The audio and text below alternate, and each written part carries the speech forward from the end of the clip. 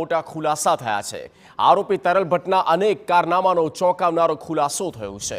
દીપ શાહે તરલ ભટ્ટને 600ની વધુ બેંક ખાતાની માહિતી આપી હોવાનું પણ ખુલ્યું છે, જ્યાં દીપ શાહ એટીએસથી બચવા દુબઈ ભાગવાની ફિરાકમાં હતો। માધુપુરા ક્રિકેટ સટ્ટાકાંડમાં આ તપાસ પણ દીપ શાહની મદદ કરવામાં આવી। ક્રિકેટ સટ્ટામાં બેંક ખાતાના ઉપયોગ અંગે વેરિફિકેશન માટે મદદ માંગી। તોડકાંડમાં બેંક ખાતાની વિગતો પણ દીપ શાહે આપી હતી, જ્યારે તરલ ભટ્ટ પકડાઈ જતા તમામ ફોન તોડીને પુરાવા નાશ કરવામાં આવ્યા હતા।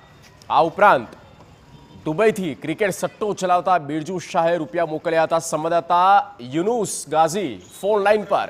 યુનુસ, સમગ્ર ઘટનાનો ચિતાર।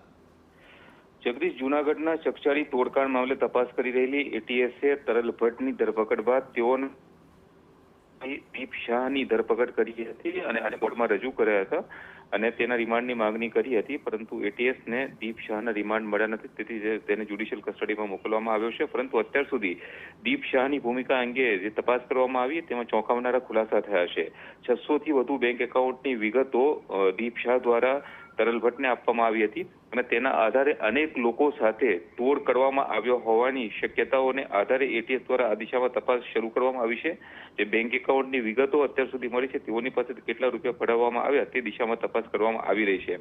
આ ઉપરાંત જ્યારે માધુપુરા ક્રિકેટ સટ્ટાકાંડની તપાસ કરવામાં આવી રહી હતી, તરલ ભટ્ટ અમદાવાદ પીસીબીમાં હતા, તે સમયે પણ દીપ શાહની મદદ લેવામાં આવી હતી અને જે એકાઉન્ટ મળી આવ્યા હતા તે એકાઉન્ટમાં ક્રિકેટ સટ્ટાનો કેટલો ઉપયોગ થયો છે તેના વેરિફિકેશન માટે દીપની મદદ લેવામાં આવી હતી। જૂનાગઢ તોડકાંડમાં જે બેંક એકાઉન્ટની વિગતો દીપ શાહ દ્વારા આપવામાં આવેલ તે ઉપરાંત અન્ય કઈ બાબતોનો તેનો ઉપયોગ કરવામાં આવ્યો તે દિશામાં પણ તપાસ શરૂ કરવામાં આવેલી છે। તરલ ભટ્ટની ધરપકડ થઈ તે સાથે જ દીપ શાહને અંદેશો હતો કે તેની પણ હવે ધરપકડ થઈ શકે છે, તેથી તેને તમામ પુરાવાઓનો નાશ કર્યો હતો, મોબાઈલ તોડી નાખ્યા હતા તથા અન્ય કેટલાક ગેજેટ પણ તોડી નાખ્યા હોવાની વિગતો સામે આવી રહી છે। દુબઈ ભાગવાની ફિરાકમાં હતો।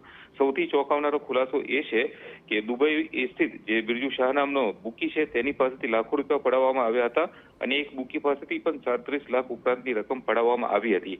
આ રીતે કેટલા ક્રિકેટ બુકીઓ સાથે તોડ કરવામાં આવ્યો, અન્ય કેટલા લોકો સાથે કયા પ્રકારનો તોડ કરવામાં આવ્યો અને બેંક એકાઉન્ટની જે વિગતો મળી છે તેમાં બેંક એકાઉન્ટ ધારકો પાસેથી કેટલી રકમ પડાવવામાં આવી તે દિશામાં તપાસ કરવામાં આવી રહી છે।